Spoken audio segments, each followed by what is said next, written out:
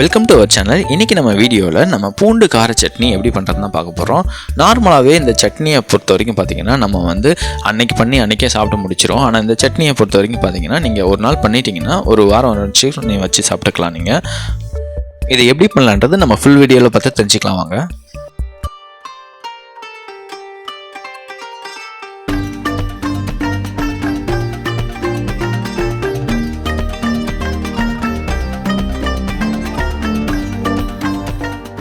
First இதுக்கு தேவையான பொருள் வந்து ஆயில் வந்து ஒரு நார்மல் நம்ம குக்கிங் ஆயில் பார்த்திங்கன்னா ஒரு 50 ml ஆயில் வந்து எடுத்துக்கோங்க.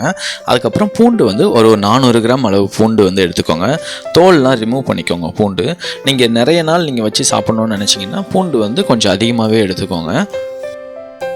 இந்த சட்னியை பொறுத்த வரைக்கும் நம்ம வந்து நிறையா வச்சு சாப்பிட்ணுன்னு கூட நமக்கு அவசியம் இல்லை. ஜஸ்ட் ஒரு ஸ்பூன் வச்சு ஒரு 4 இட்லி 5 இட்லி கூட நம்ம வச்சு சாப்பிட்டுக்கலாம். ரொம்பவே டேஸ்ட்டாக இருக்கும் நமக்கு.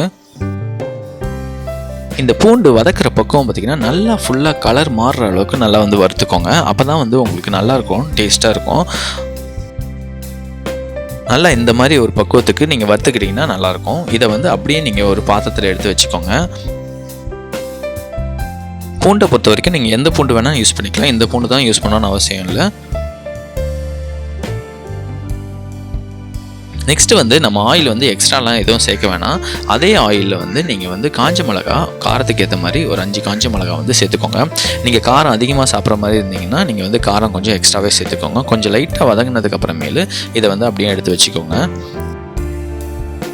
நெக்ஸ்ட்டு புளி பொறுத்த வரைக்கும் பார்த்திங்கன்னா நல்ல ஒரு பெரிய லெமன் சைஸ் வந்து புளி எடுத்துக்கோங்க. அதை வந்து அப்படியே வந்து பிச்சு இந்த மாதிரி போட்டுருங்க. இதை போடுறதுக்கு முன்னாடி ஸ்டவ் ஆஃப் பண்ணிவிடுங்க. அந்த ஆல்ரெடி இருந்த சூட்டில் என்ன சூடு இருக்குது பார்த்திங்களா, அதுலேயே வந்து இதை வந்து கொஞ்சம் லைட்டாக வந்து வதக்கிக்கோங்க.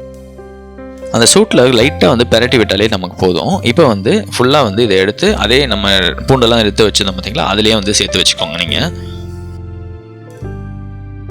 நம்ம புளியை வந்து கொஞ்சம் அதிகமாக யூஸ் பண்ணுறதுனால பார்த்திங்கன்னா இது வந்து சீக்கிரமாகவே நமக்கு கெட்டு போகாது. நெக்ஸ்ட்டு இதை வந்து நம்ம பூண்டெல்லாம் ரெடி பண்ணி வச்சுருந்தோம் பார்த்திங்களா, அதை அப்படியே வந்து மிக்சியில் வந்து சேர்த்துக்கோங்க. பூண்டு காஞ்ச மிளகா புளி எல்லாத்தையும் வந்து மிக்சியில் சேர்த்துக்கோங்க.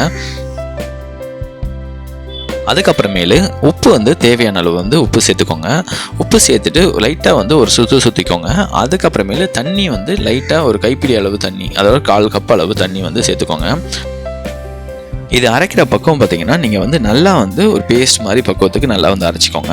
அதுக்கப்புறமேல் நீங்கள் தண்ணி உங்களுக்கு அதிகமாக தேவைப்படுற மாதிரி இருந்தால் அதுக்கப்புறம் நீங்கள் எக்ஸ்ட்ராவாக நீங்கள் சேர்த்துக்கலாம். நீங்கள் இல்லை கட்டியாக வேணும்னா எப்படியும் கூட நீங்கள் வச்சுக்கலாம். நீங்கள் நெக்ஸ்ட்டு இது மாதிரி ரெடி பண்ணிவிட்டு நம்ம தாளிக்கச்சு ஊற்றிக்கலாம். நம்ம தாளிக்கிறதுக்கு பார்த்திங்கன்னா ஒரு 2 ஸ்பூன் வந்து எண்ணெய் வந்து ஊற்றிக்கோங்க.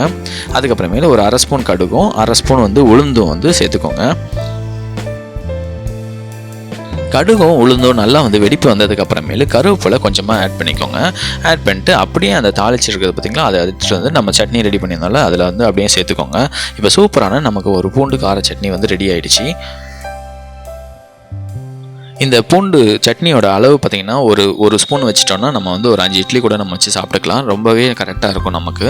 அதே சமயம் இந்த பூண்டு சட்னியை நீங்கள் ஃப்ரிட்ஜில் வச்சிங்கன்னா ஒரு வாரம் கூட வச்சு சாப்பிட்டுக்கலாம், கெட்டு போகவே போகாது. இந்த சட்னி ரெசிபி பிடிச்சிருந்தா நீங்களும் ட்ரை பண்ணி பார்த்துட்டு கமெண்ட்டில் வந்து சொல்லுங்கள். மறக்காமல் சப்ஸ்கிரைப் பண்ணிவிடுங்க. தேங்க்யூ.